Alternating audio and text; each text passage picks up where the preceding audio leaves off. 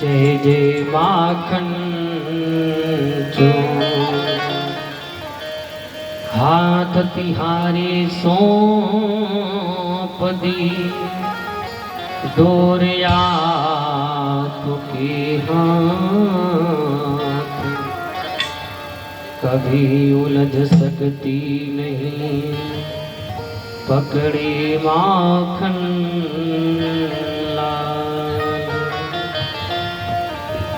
ये वृंदावन सोवन नहीं और नंदगाम सोगाव और निधिवन जय सोवन नहीं गोकुल जय सोधा बोली गोविंद भगवान की जय गुरुदेव भगवान की जय अपने अपने माता पिता की जय सत्य सनातन धर्म की जय कुल देवी देवताओं की जय जय जय श्री राधे जय जय श्री राधे जय जय श्री राम। अकारण करुणा वर्णाले भक्तवांश कल्पतरु तड़ित विंदित पीतांबरधारी श्री बालकृष्ण लाल की वांगमयी सप्तमयी प्रतिस्वरूपा श्रीमद्भागवत महापुराण कि आज चतुर्थ दिवस में हम सभी भक्त प्रवेश करने जा रहे हैं। तो हमारी देश की नन्हे मुन्ने बाल गोपाल एवं मातृ शक्ति पिता तुल्य बुजुर्ग माताएं बहनें आप सभी के हृदय में विराजमान प्रभु को हमारा बारंबार दंडवत प्रणाम। और शाम वेद के उपासक मां सरस्वती के पुत्र अपने अपने यंत्रों के साथ में मंच में मंचासीन उनके हृदय में भी विराजमान प्रभु के चरणों में बारंबार इस दास का कोटि कोटि वंदन अभिनंदन। और इस पृथ्वी के साक्षात देवता ब्राह्मण देवता उन ब्राह्मणों के चरणों में बटुकों के चरणों में संतों के चरणों में भी इस दास का बार बार कोटि कोटि वंदन अभिनंदन।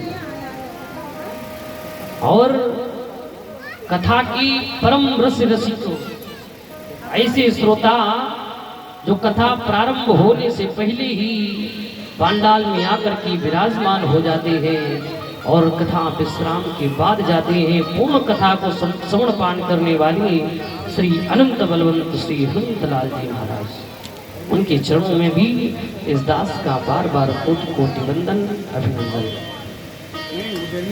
तो आइए हम सभी भक्त मिलकर के और इस पावन आज चतुर्थ दिवस की बेला में हम सभी प्रवेश करते हैं।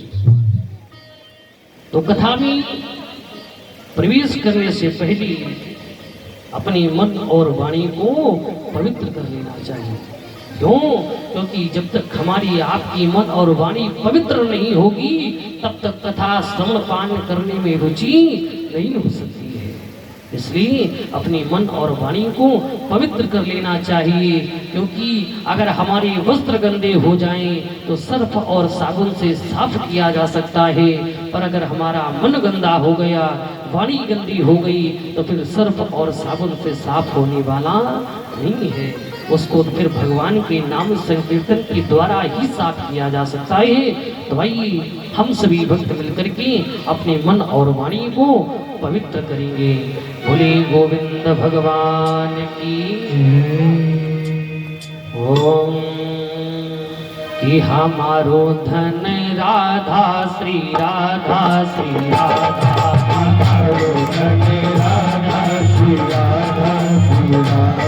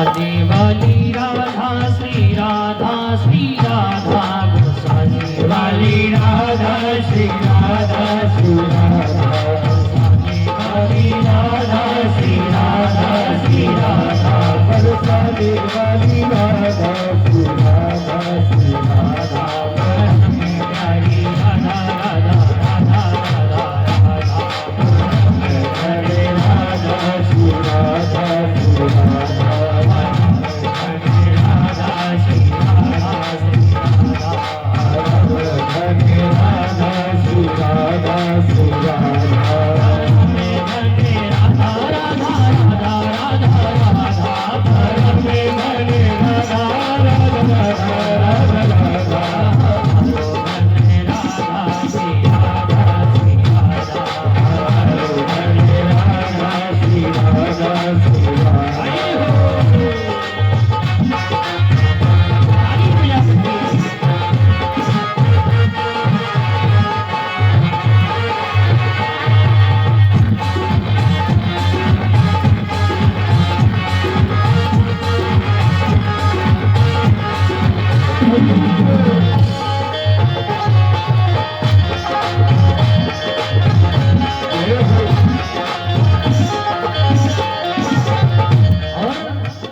हम सभी संतों का ब्राह्मणों का धन क्या है?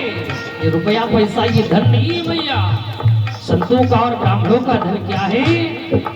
वृषभान दुलारी राधा श्री राधा श्री राधा, वृषभान दुलारी राधा श्री राधा श्री राधा, वृषभान दुलारी राधा श्री राधा श्री राधा, वृषभान दुलारी राधा श्री राधा श्री राधा, प्यारी राधा श्री राधा श्री राधा, प्यारी राधा श्री राधा श्री राधा, राधा श्री राधा श्री राधा, हमारो धने राधा श्री राधा श्री राधा, धने राधा राधा राधा राधा राधा, धने राधा राधा राधा राधा राधा, धने राधा राधा राधा राधा राधा, धने राधा राधा राधा राधा राधा, हमारो धने राधा श्री राधा श्री राधा, हरे राधा श्री राधा श्री राधा, हमारो धने राधा श्री राधा श्री राधा, हमारो धने राधा श्री राधा श्री राधा।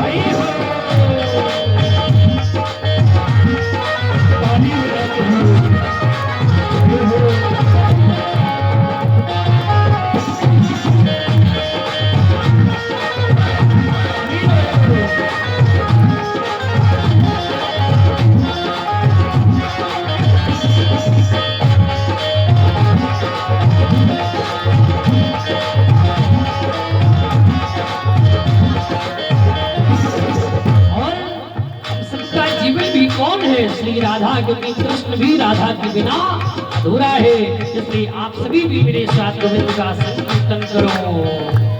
शिवने धन्य राधा श्री राधा श्री राधा, हरे राधा श्री राधा श्री राधा, धन्य राधा श्री राधा श्री राधा, हरे हरे राधा श्री राधा श्री राधा, धन्य राधा राधा राधा राधा राधा, हरे हरे राधा राधा राधा राधा राधा, धन्य राधा राधा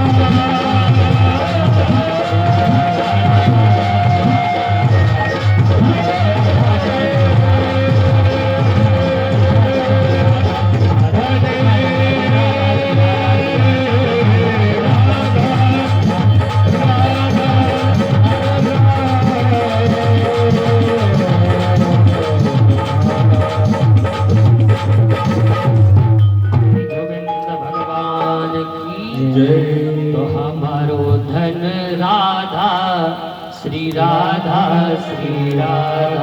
हमारो धन राधा श्री राधा।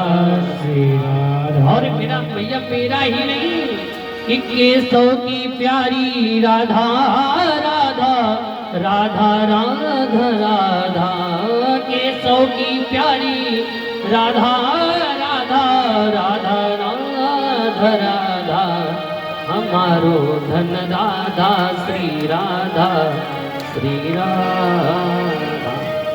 तो हम सबका धन क्या है? राधा है। तो मैया जब हम सबका जीवन राधा है तो इस संसार में क्यों पड़े हुए? आप लोग भी सोचते होंगे। अच्छा, ऐसा मन में विचार आपके सबके आता है जब यहाँ आते हो कथा पांडाल में, तो ऐसा लगता होगा ये संसार बहुत बेकार है। अब आज के बाद तो संसार की ओर देखेंगे ही नहीं। अब व्यास जी ने बता दिया केवल भगवान की ही सेवा करेंगे।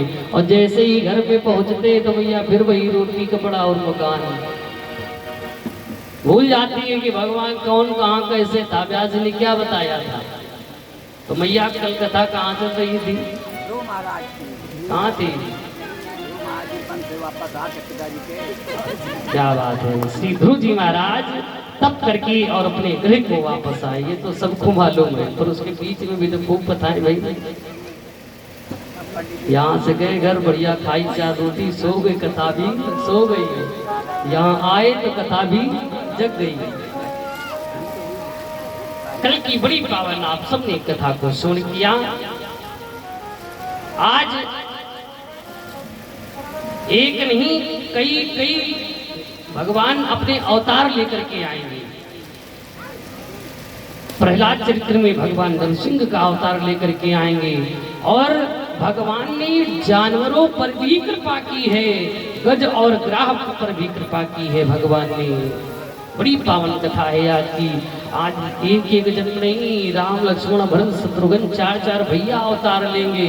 अब इसके बाद अपने लल्ला श्री ठाकुर जी महाराज ये भी आएंगे आज, इसलिए बड़ी पावन कथा है। तो आप सभी जो नहीं आ पाए हैं, आप सभी भी आइए और इस पावन कथा में आइए, हम सभी भक्त मिलकर के प्रवेश करते हैं। बोली गोविंद भगवान। इसी के क्रम में आगे श्री सुखदेव भगवान राजा परीक्षित को बड़ी पावन कथा सुना रहे। राजा परीक्षित ने कहा, सरकार आप मेरी भूख और प्यास की चिंता मत करना।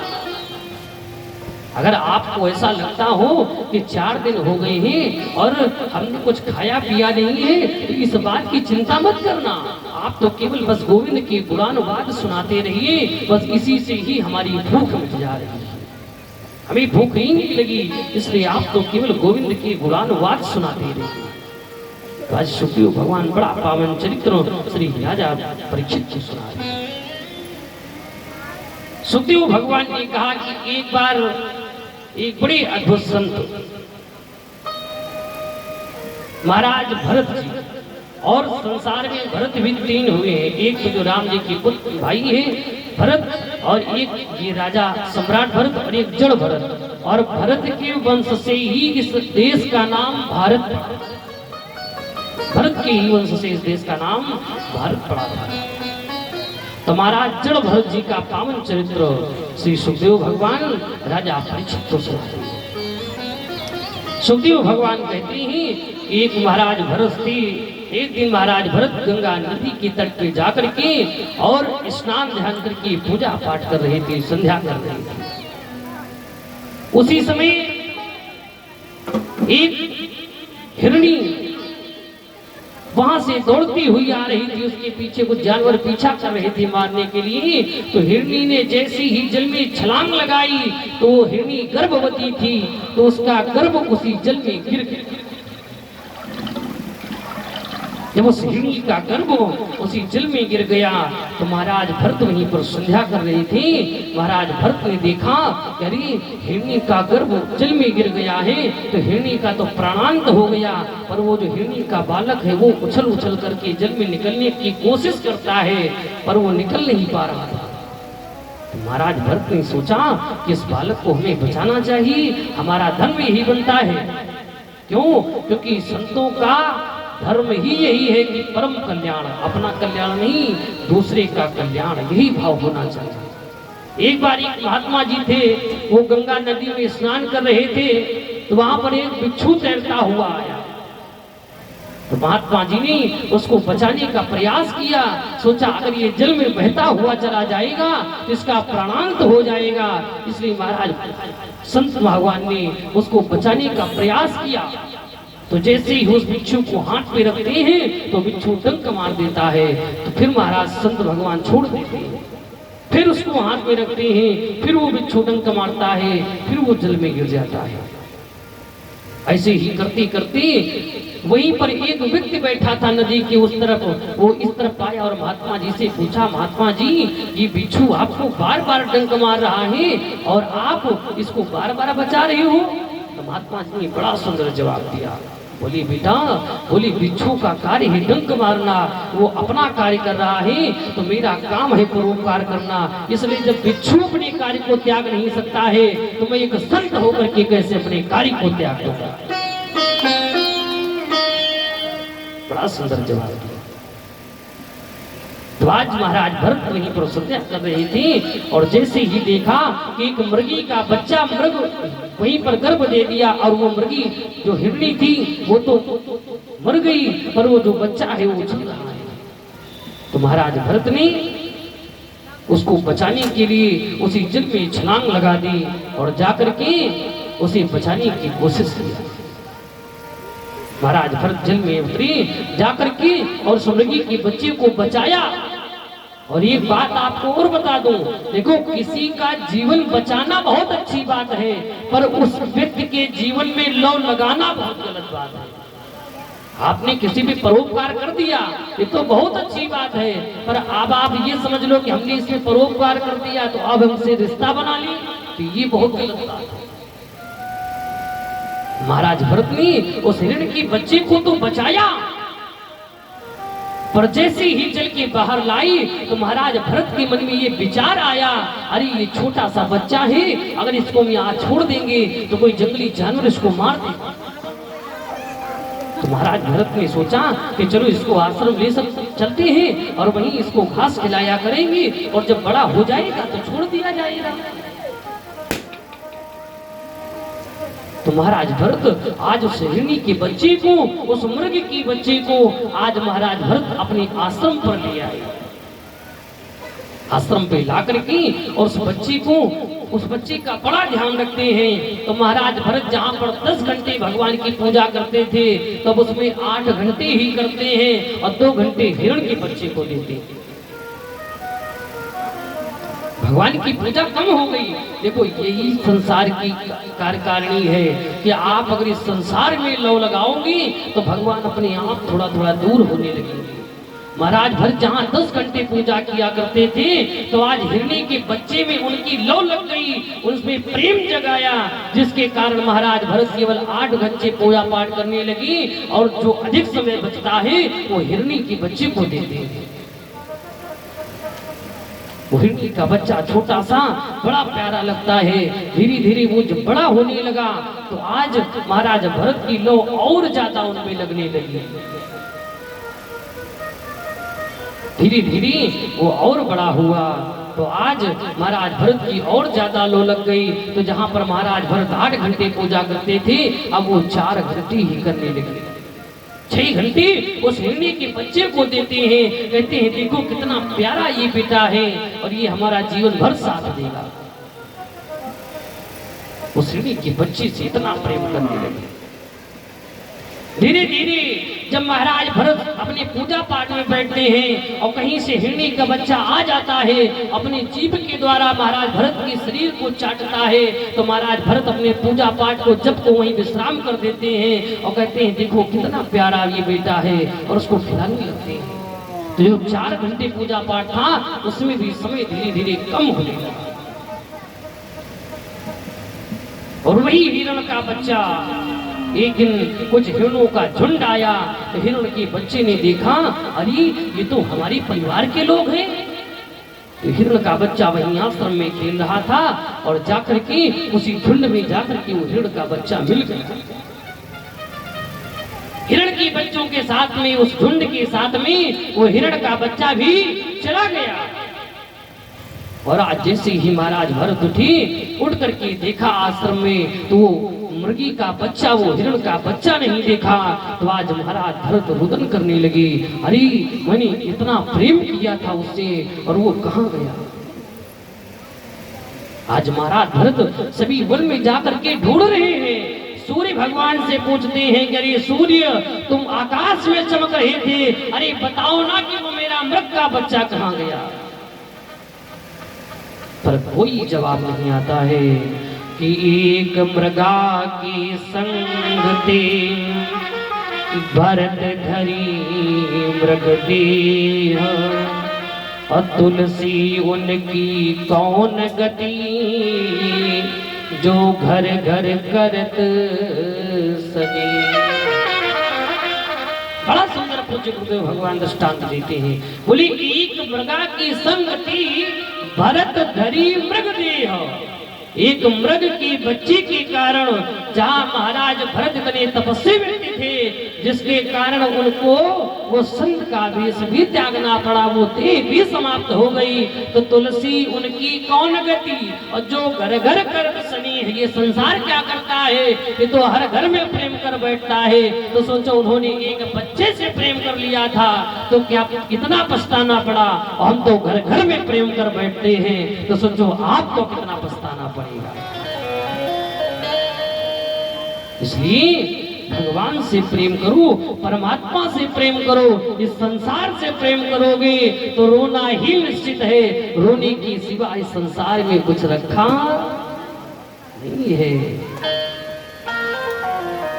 आज महाराज भरत वन में जाकर के वनों से, वृक्षों से पूछते हैं, अरे वृक्ष, अरे तुम ये बता दो कि वो मेरा मृग का बच्चा कहाँ गया, वो मेरा पुत्र कहाँ चला गया। रुदन कर रहे हैं, पर कोई भी कहीं से भी कोई जवाब नहीं आया। तो आज उसी मृग के बच्चे का ध्यान करते करते और श्री भरत जी महाराज ने अपने प्राणों का त्याग कर दिया। और एक बात और आपको बता दूं कि जब व्यक्ति का अंतिम समय आ जाता है तो जिस व्यक्ति का वो ध्यान करता है तो वही व्यक्ति वो बन जाता है। अगर आप पशु पक्षियों का ध्यान करके और अंतिम समय में ध्यान करोगे तो आपको पशु पक्षी ही बनना पड़ेगा। इसीलिए कहते हैं ना, एक कहावत गांव के लोग कहते हैं कि जीवन भर तो दाम दाम, पर अंतिम में भी राम काम फिर नहीं आते हैं। इसलिए जब आप सदैव राम राम कहोगे तभी फिर अंत समय में भी आपके मुख से राम निकलेगा। एक बार भगवान शिव के पास जाकर के कुछ भक्तों ने पूछ लिया, भाई ये बताओ कि आप राम राम क्यों करते हो, इससे क्या होता है। एक शव यात्रा जा रही थी तो भगवान शिव के कानों में जैसे ही आवाज पड़ी कि राम नाम सत्य है, सत्य बोलो मुक्ति है, तो भगवान शिव ने कहा, अरे ये तो हमारी परमात्मा का नाम है, ये तो मेरी प्रभु का नाम है। तो भगवान शिव भी उस शव यात्रा के पीछे पीछे चलने लगे और वही सब यात्रा जब शमशान के निकट में पहुंची, सुंदर चिता लगाई गई और जब जलाई गई, जलाने के बाद में वही सभी मनुष्य जो वहां पर गए थे सब यात्रा के साथ में, जब वो वापस आने लगे तो भगवान शिव वापस आने लगे। तो भगवान शिव ने सोचा, अरे अभी तक जब ये सो यात्रा लेकर के आए थे तब तो ये मेरे प्रभु, ये मेरे परमात्मा का नाम ले रहे थे और अब ये वापस जा रहे हैं, ये तो सब कुछ नहीं, सब शांति से अपने घर की बातें कि चलो अब जाके वो करना है, जाओ वो करना है। तो भगवान शिव ने सोचा कि इसका मतलब मेरा परमात्मा, मेरा राम वहीं शमशान में बैठा है। भगवान शिव वापस चले गए शमशान, जाकर के देखा जाकर के तो वहां पर कोई नहीं बैठा था। तो भगवान शिव ने सोचा कि ये जो चिता जल रही है इसका मतलब कि मेरे राम इसी में है। तो भगवान शिव वहीं पर बैठे रहे और जैसे ही चिता सुनी हो गई तो भगवान शिव उसी चिता में लौटने लगे, उसी राख में लौटने लगे। बोली मेरा राम तो इसी राख में ही है, इसीलिए कहते हैं चिता भस्मानी को गरल मशरूम दिखपट हो। भगवान भस्म का धारण इसी के करते हैं। तो आज श्री भरत जी महाराज उस मृग की बच्ची का ध्यान करते करते और आज अपने प्राणों का त्याग कर दिया। और जैसे ही आज प्राणों का त्याग किया तो महाराज भरत को दूसरे जन्म में मृग ही बनना पड़ा, हिरण ही बनना पड़ा। पर महाराज भरत ने इतना पुण्य किया था, इतना तप किया था, जिसके कारण उनको पूर्व जन्म की सारी बातें याद थी कि हमने पूर्व जन्म में क्या क्या किया था। तो आज महाराज भरत को जब पूर्व जन्म की बातें याद आई कि अरे मैं तो एक मृग की बच्ची में इतना प्रेम कर बैठा कि जिसके कारण मुझे मृग बनना पड़ा, तो आज उसी का ध्यान करते करते और आज महाराज भरत जी ने उस मृग के शरीर को त्याग। और जैसे ही महाराज भरत ने उस मृग की स्वरूप को त्यागा तो महाराज का एक ब्राह्मणों देवता के यहाँ सुंदर जन्म हुआ और फिर पुनः नाम पड़ा महाराज भरत। आज ब्राह्मण देवता के यहाँ जन्म हुआ तो ये महाराज भरत 9 भाई हैं, तो जो 8 भाई हैं उनको तो उनके जो पिताजी हैं वो सुंदर ज्ञान का उपदेश देते हैं, वेद पाठ श्रवण कराते हैं, वेद पाठी ब्राह्मण बनाते हैं। पर ये जो महाराज भरत हैं इनको एक मंत्र देते हैं तो ये 10 दिन में भी नहीं सुनाते हैं। क्यों? क्योंकि महाराज भरत जानते हैं कि अगर मैंने एक मंत्र भी पिताजी को याद करके सुना दिया तो पिताजी हमको पूजा पाठ के लिए लोगों के यहाँ भेजने लगेंगे कि जाओ पूजा पाठ कराओ जा करके, और फिर मैं प्रभु का संकीर्तन, प्रभु की आराधना नहीं कर पाऊंगा। इसलिए महाराज भरत ने कहा कि इससे अच्छा है कि कुछ याद करके सुनाओ ही नहीं। और जबकि महाराज भरत को संपूर्ण ज्ञान था, महाराज भरत को ऐसा शायद ही कोई मंत्र हो जो न याद हो, सभी याद था, पर महाराज भरत ने कोई भी मंत्र अपने पिताजी को नहीं सुनाया। महाराज जब ब्राह्मण देवता बड़ा परेशान हो गए महाराज भरत से, तो महाराज भरत को कह दिया जाओ तुम्हारी बुद्धि जड़ है, इसलिए आज से तुम्हारा नाम जड़ भरत हो जाएगा। उसी दिन से महाराज भरत का नाम जड़ भरत हो गया। महाराज भरत ने सोचा कि अगर पागल बने रहोगे, देखो एक बात और आपको बता दें, अगर आप पागल बने रहोगे तो ये संसार आपका पीछा नहीं करेगा। अगर आप इस संसार में विद्वान बनने की कोशिश करोगे उतना ही लोग आपका पीछा करेंगे जितना आप विद्वान बनने की कोशिश करोगे। पागल बने रहो तो ये संसार भी फिर पीछा करने वाला नहीं है। तो आज महाराज भरत पागल बन करके रहते हैं, कोई कुछ कहता है तो उनका उल्टा काम करते हैं। धीरे धीरे महाराज भरत जब बड़े हुए तो महाराज भरत के जड़ भरत जी के पिताजी का देहांत हो गया। और जब पिताजी का देहांत हो गया तब जो भाई बचे हुए थे, भाइयों ने कहा अरे तुम यहाँ पर लेटे लेटे फ्री में खाया करते हो, अरे कोई काम धाम करो तो तुम्हें खाने को भी मिलेगा। भाइयों ने कहा कि काम धाम करो जाकर के। महाराज जड़ भरत जी से जब कोई काम कहा जाता है तो महाराज भरत उसका उल्टा काम करते हैं। महाराज भरत की जो भाभियां हैं, भाभियों ने कहा जाओ अच्छा भरत तुम पूरे दिन यहाँ पर लेटे रहते हो, तुम जब कोई काम नहीं कर सकते हो तो जाओ बाहर से कुएं से जल भर के ही ले आया करो। महाराज भरत को, जड़ भरत जी को रस्सी और बाल्टी दी, बोले जाओ कुएं से जल भर लाओ जा करके। महाराज भरत ने सोचा कि अगर आज मैंने भाभी को एक बाल्टी जल भर के दे दिया तो ये फिर नित्य का काम हो जाएगा, फिर हमको रोज भर के देना पड़ेगा, जिसके कारण हम भगवान का नाम जब कम हो जाएगा। महाराज भरत गई, कुएं में बाल्टी को डाला, उसी में बाल्टी रस्सी सब छोड़ दी कुएं में, और वहीं कुएं पर बैठे हैं। भाइयों ने सोचा कि इतना समय बीत गया और भरत जी महाराज अभी तक वापस नहीं आए। भाइयों ने वापस बाहर जाकर के देखा तो महाराज भरत वहीं आराम से कुएं में बैठे भगवान का नाम जप कर रहे थे, और देखा क्या जो बाल्टी और रस्सी है वो वहीं कुएं में पड़ी। भाइयों ने कहा जाओ जड़ भरत तुम किसी काम के नहीं हो।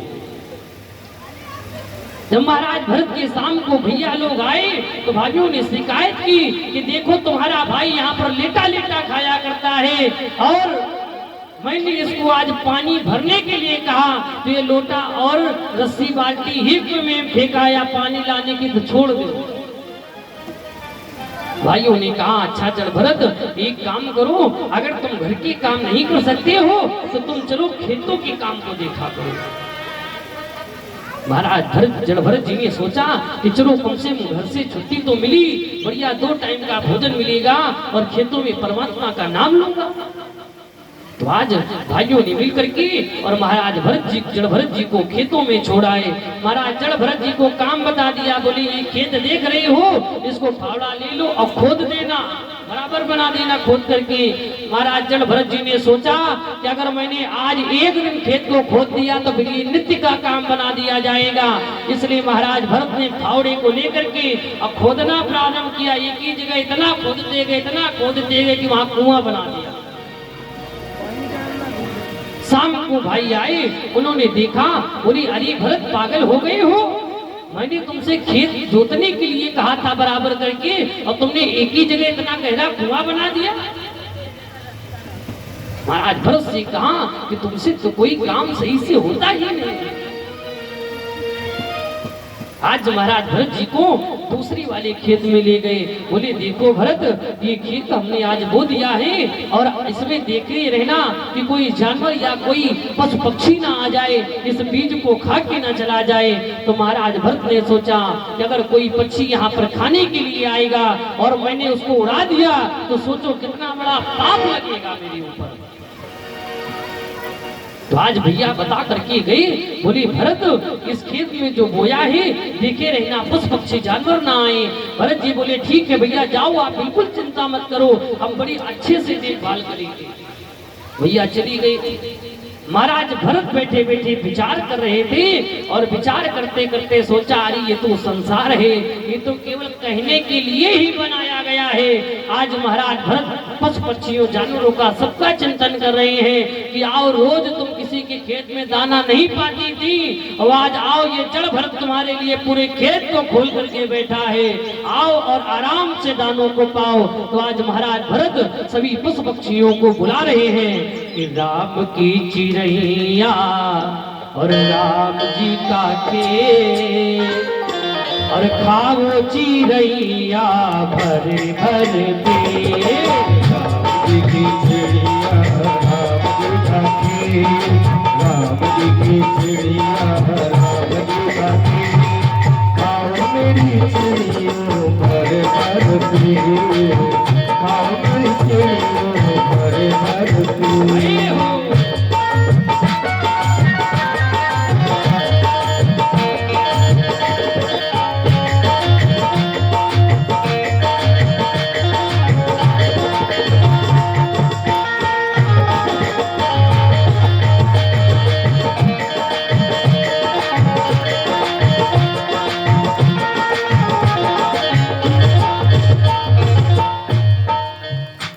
महाराज भरत जी बुला रहे हैं कि आओ पशु पक्षियों चलते रहो, बुला रहे हैं कि आओ और आओ ये राम जी का ही खेत है, अब आओ आज आराम से पाओ, यहाँ कोई मना करने वाला नहीं है, इसलिए सबको आज महाराज बुला रहे हैं। राम जी की चिड़िया राम जी का खेत, राम जी की चिड़िया राम जी का खेत, खाओ चिड़ैया भरे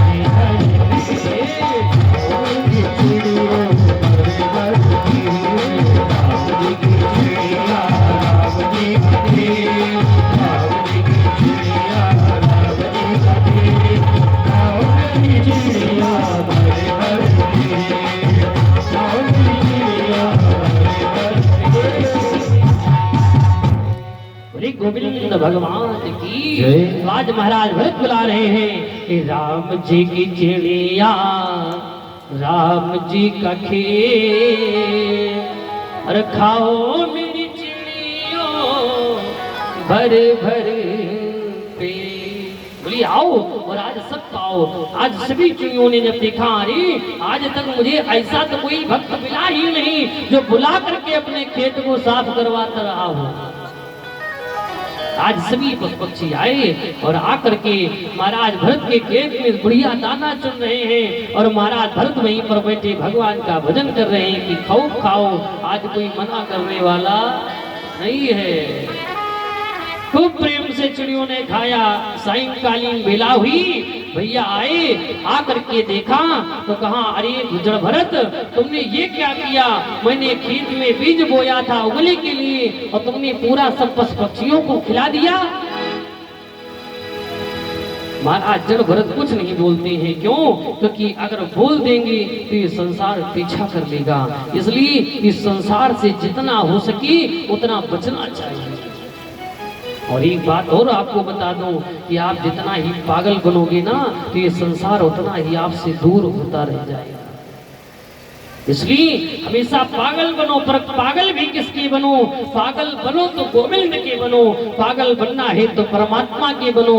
अरे संसार के पागल बनोगे तो इस संसार में ही पड़े रहोगे। इसलिए अगर पागलपन दिखाना है तो मेरे गोविंद के नाम का पागलपन दिखाओ।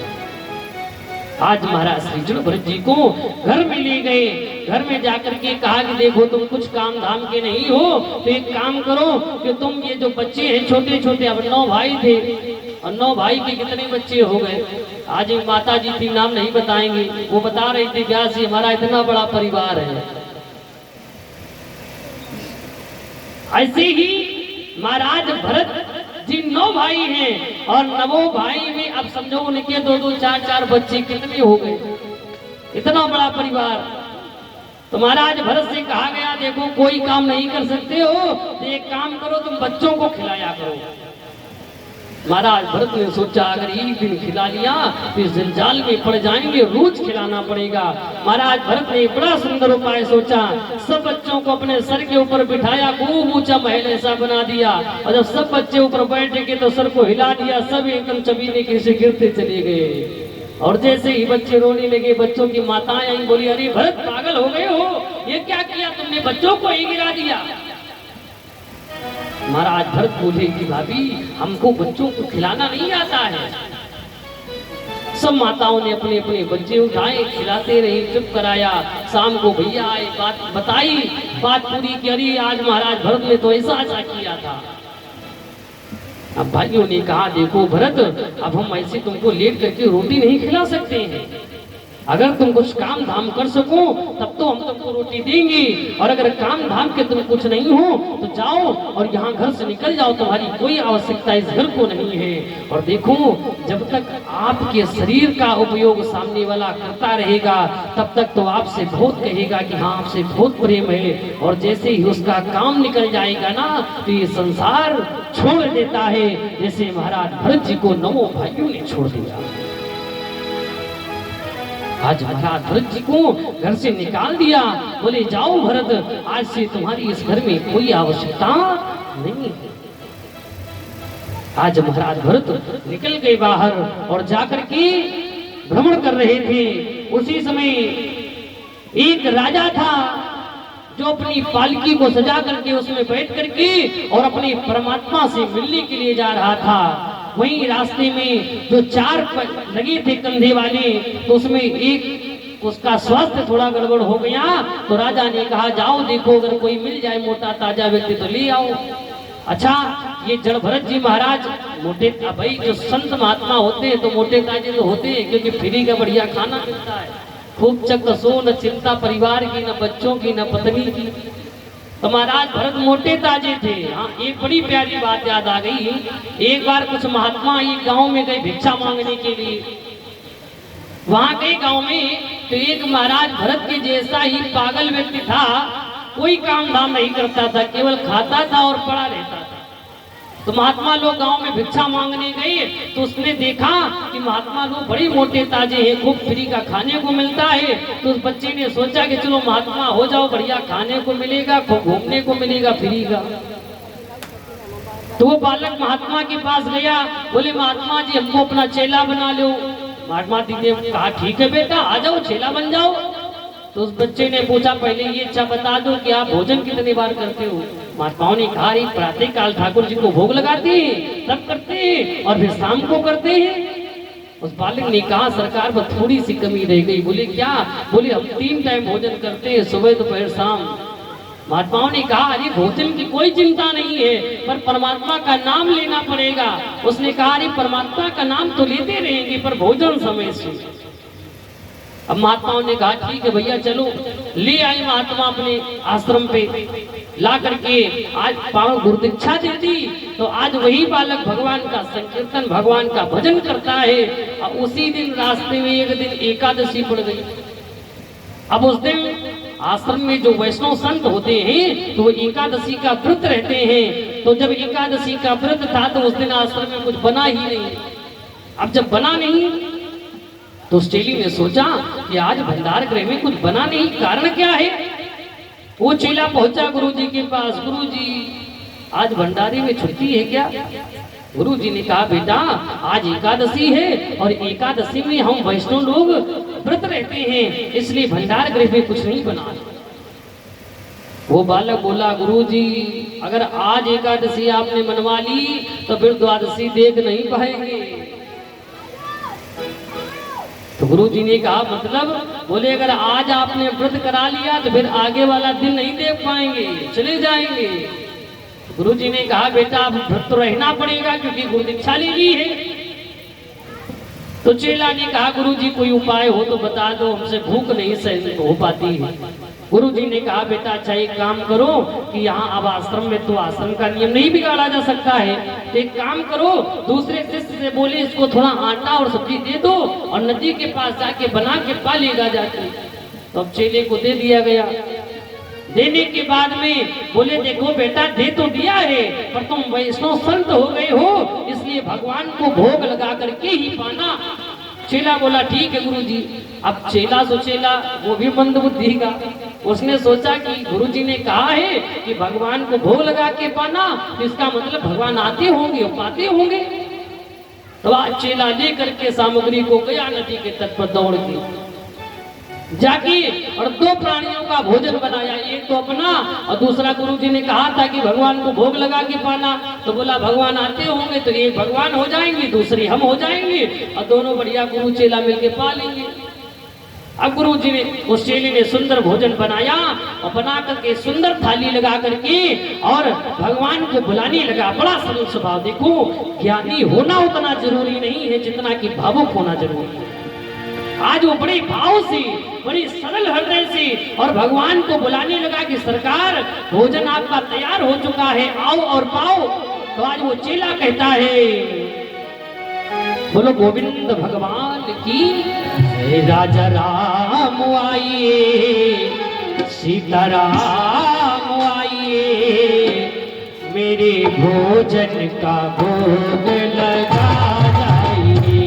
राजा राम आइए, सीता राम आइए, मेरे भोजन का भोग लगा जाइए।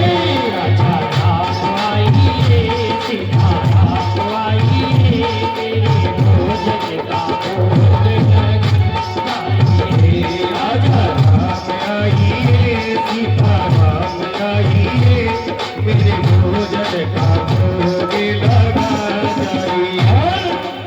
उस सिली ने भगवान को बड़े भाव से बुलाया कि प्रभु आओ।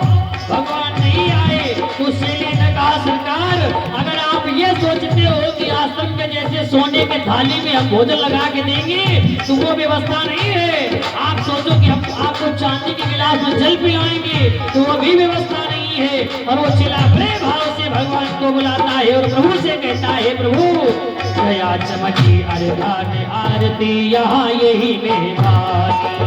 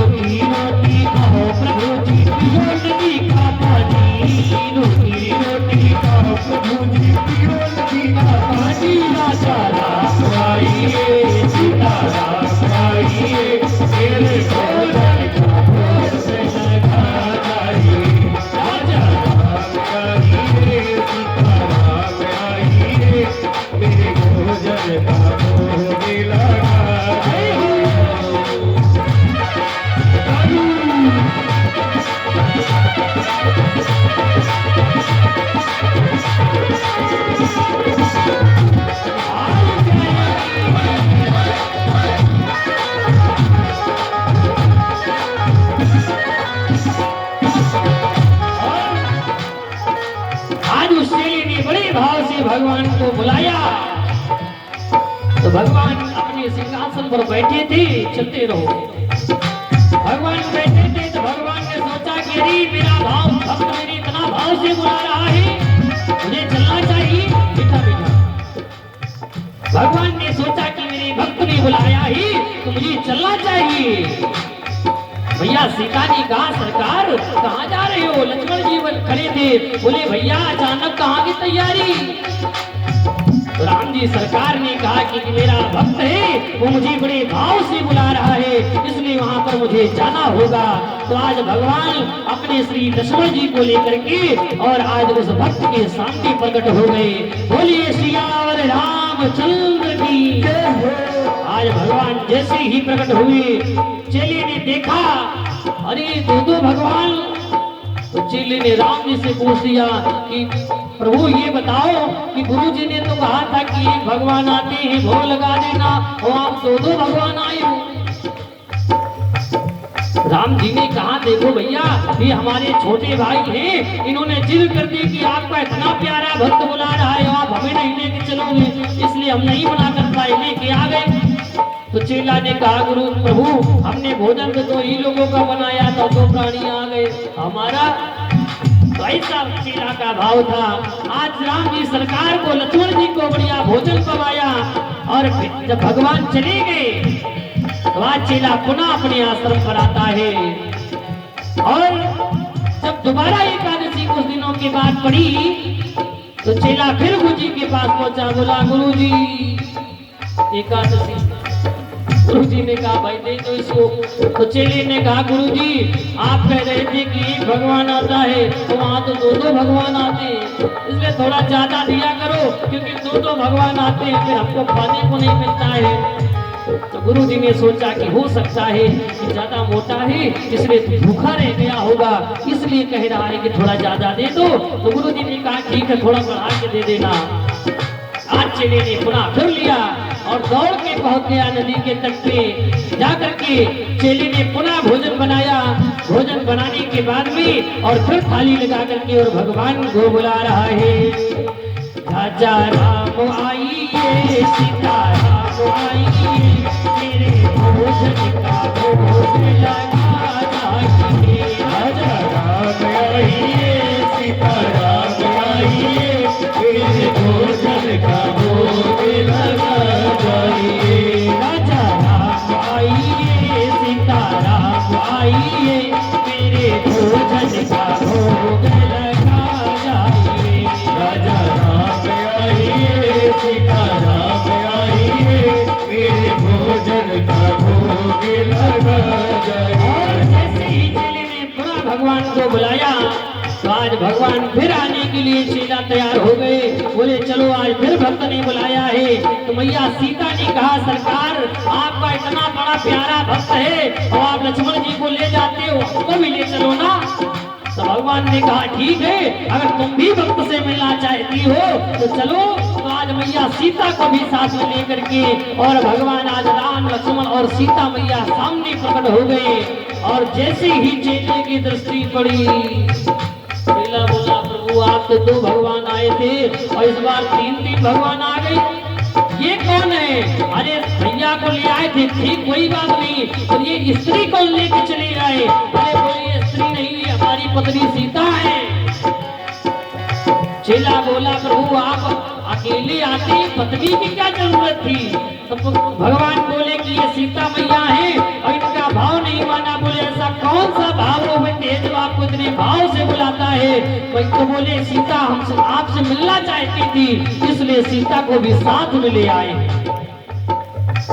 आज उस चेली ने बड़े भाव से राम लक्ष्मण सीता मैया को प्रसाद खिलाया और प्रसाद खिलाने के बाद में बोला प्रभु अब ऐसे नहीं जाने देंगे। बोला पहले ये बता दो कि अगले एकादशी कितने लोग आओगे, उसी प्रकार की व्यवस्था करके आएंगे। हम 2 लोगों की लाते हैं तो आप 3 आते हो, तो इसलिए पहले से ही बता दो कि कितने लोग आओगे।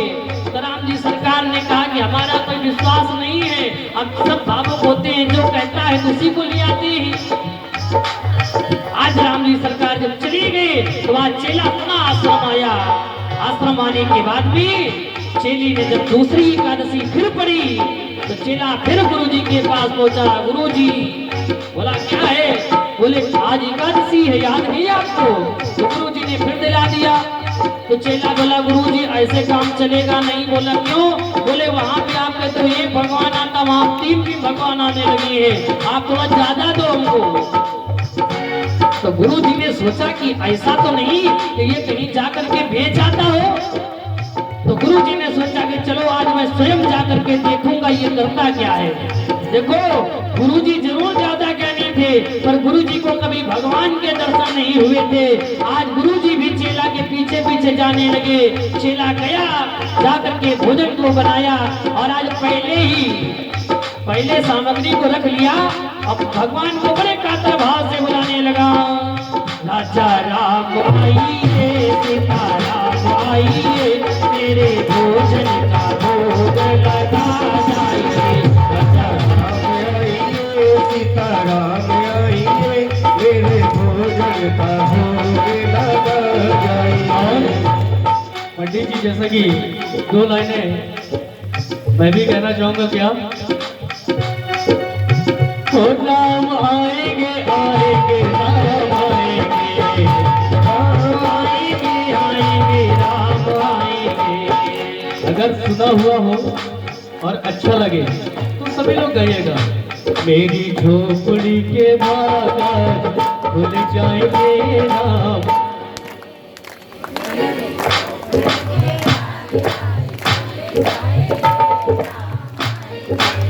ओ राम आएंगे आएंगे राम आएंगे।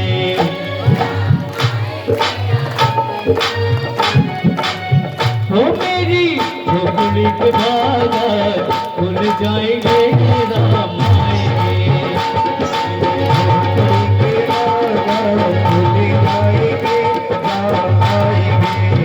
ओ राम आएंगे तो कल ना झुलाऊंगा, राम आएंगे तो कल ना झुलाऊंगा।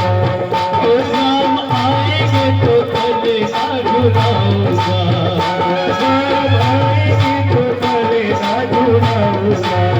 ओ मीठे मीठे मैं तो भजन सुनाऊंगा, मीठे मीठे मैं तो भजन सुनाऊंगा। मेरी जिंदगी पे, मेरी जिंदगी के सारे दुख मिट जाएंगे राम आएंगे। झोपड़ी के बागान खुल जाएंगे राम आएंगे। श्री राम।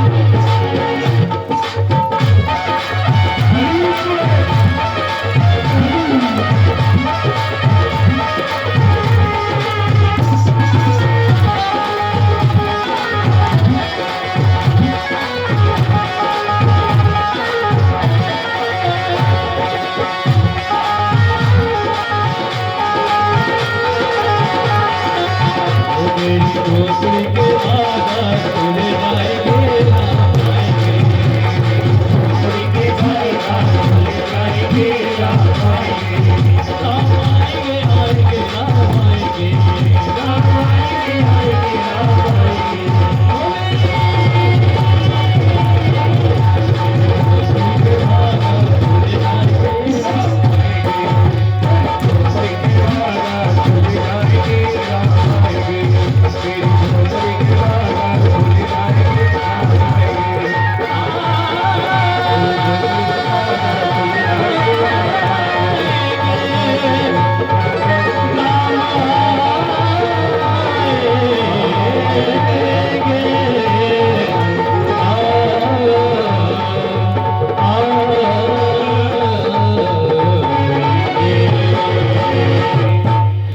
राम आइए, सीताराम आइए, मेरे भोजन का भोग लगा जाए।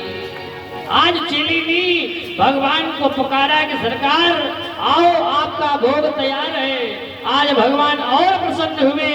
तो आज महाराज राम लक्ष्मण भरत शत्रुघ्न ने पूछा कि प्रभु आप हर एकादशी को कहाँ चले जाते हो? तो कहा मेरा एक बड़ा प्यारा भक्त है वो हमको बुलाता है और भोजन कराता है, सब तो फल खिलाते हैं, पर एक बड़ा प्यारा भक्त है जो एकादशी में भी हमको भोजन खिलाता है।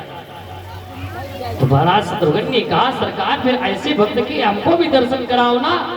तो आज राम जी सरकार ने कहा चलो आज सब लोग चलो। तो आज राम लक्ष्मण भरत शत्रुघ्न श्री हनुमान जी महाराज मैया सीता सभी को लेकर के और आज भगवान अपने परिवार के साथ में श्री चेले के साथ में प्रकट हो गए। जैसे ही चेला के सामने प्रकट हो गए तो आज चेला बड़ी तेज से हंसा, बोला प्रभु आज मैंने भोजन बनाया नहीं है, आज केवल सामग्री रखे हैं, अब आ गए हो अब बढ़िया बनाओ। तो चेला ने बोल दिया अच्छा पहले प्रभु ये बताओ कि आप अभी तक राम जी आए अपने भैया को ले आए, पत्नी को ले आए, ठीक, बोले ये बंदर कौन ले आए? तो राम जी ने कहा कि मेरा बड़ा प्रिय शिष्य श्री हनुमान जी है। तो बोले ठीक है बड़ा प्रिय शिष्य है, तो लाओ लकड़ी बीन की बनाओ भोजन भी हमको भी खिलाओ खुदे खाओ। तो आज श्री हनुमान जी महाराज लकड़ियों को बीन बीन करके ला रहे हैं और मैया सीता पावन भोजन बना रही है और इस कार्य को गुरुजी महाराज दूसरी दूर से देख रहे थे। तो आज चेले के कारण आज गुरुजी को भी भगवान के दर्शन प्राप्त हो गए। तो अगर ऐसा चेला मिल जाए तो गुरुजी भी तर जाते हैं। बोलो गोविंद भगवान की। तो आज श्री जड़ भरत जी महाराज जब घर से निकाल दिए गए तो आज उसी देश के जो राजा थे उनकी पालकी जा रही थी, तो उसका जो एक बालक था वो स्वास्थ्य से गड़बड़ हो गया। तो राजा ने आदेश दिया कि जाओ जो भी मोटा ताजा मिल जाए उसे पकड़ लाओ। तो जड़ भरत जी महाराज टहल रहे थे, गए जाकर के पकड़ लाए, बोले चलो पालकी में लगो। अब महाराज जड़ भरत जी ने देखा कि अपने परमात्मा के लिए जा रहा है, तो इसका मतलब जब इनके परमात्मा है तो मेरा भी तो परमात्मा है। इसलिए महाराज जड़ भरत जी तुरंत लग गए पालकी में और चलने लगे। तो महाराज जड़ भरत पालकी को लेके चलते हैं तो अगर कहीं कोई चींटी दिखाई पड़ जाती है तो महाराज जड़ भरत जी और आगे पैर बढ़ा के रखते हैं तो पालकी हिल डुल जाती है। तो राजा कहता है यानी किस मूर्ख को पकड़ के ले आए हो जिसको कायदे से चलना भी नहीं आता है। महाराज जड़ भरत जी और पालकी लेकर के जब आगे बढ़े तो वहां पर एक चींटियों की पंक्ति जा रही थी। तो महाराज जड़ भरत जी ने छलांग लगाई तो दूर जाकर के खड़े हो गए। तो फिर राजा उतर करके देखा, बोले अरे ऐसे कौन से मूर्ख को लगा दिया जो सम से चलना भी नहीं आता है। तो आज उसी राजन ने जब अपनी पालकी से झांक करके नीचे देखा तो जो महाराज श्री जड़ भरत जी हैं उनके कंधे पर यज्ञोपवीत पड़ा था। तो महाराज राजन तुरंत नीचे उतर करके खड़े होकर के और श्री जड़ भरत जी को प्रणाम किया। बोले सरकार मैंने आपको पहचाना नहीं था, आप ब्राह्मण हो और ब्राह्मण के साथ साथ में संत हो, मुझसे ये बहुत बड़ा अपराध हो गया। महाराज श्री जड़ भरत जी के चरणों में गिर करके उन राजन ने क्षमा मांगी। तो आज श्री जड़ भरत जी महाराज ने कहा आत्मा लोग किसी को अपने ऊपर बिठाते नहीं, तारते नहीं हैं, और मैंने अगर तुम्हारा बोझ आज थामा है। श्री प्रहलाद चरित्र, प्रहलाद जी के पिता का जी का नाम था हिरण्यकश्यप। हिरण्यकश्यप एक दिन जब हिरण्याक्ष का वध हो गया तो आज हिरण्याकश्यप क्रोध में आ गया कि अरे मेरे भाई का देवताओं ने मिलकर के वध